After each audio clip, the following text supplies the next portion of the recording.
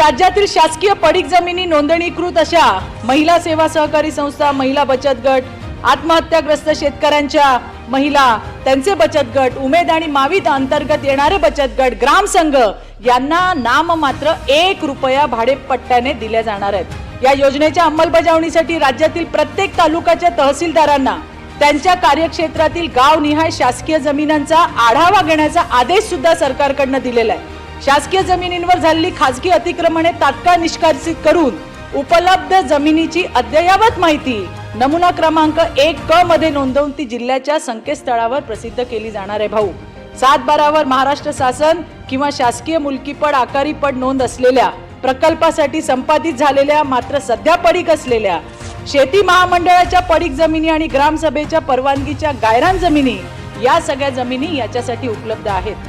सभापती महोदय, या योजनेची पारदर्शक अंमलबजावणी व्हावी यासाठी जिल्हा स्तरावर जिल्हाधिकाऱ्यांच्या अध्यक्षतेखाली आणि तालुका स्तरावर महसूल मंत्र्यांकडून नियुक्त केलेल्या विशेष समिती या काम बघणार आहेत। ग्रामीण भागातील महिलांचे आर्थिक स्वावलंबन आणि पशुधनासाठी चाऱ्याची उपलब्धता या दोन्ही अत्यंत महत्त्वाच्या आणि संवेदनशील बाबी आहेत। राजमाता जिजाऊ महिला सक्षमीकरण धोरण योजना ही मुख्यमंत्री माननीय देवेंद्रजी फडणवीस यांच्या नेतृत्वाखालील महायुती सरकारची महिलांना आर्थिक दृष्ट्या सक्षम बनवणारी एक महत्त्वाकांक्षी योजना आहे आणि या योजनेअंतर्गत महिलांना स्वयंरोजगाराच्या अनेक वाटा त्या ठिकाणी उपलब्ध होणार आहेत।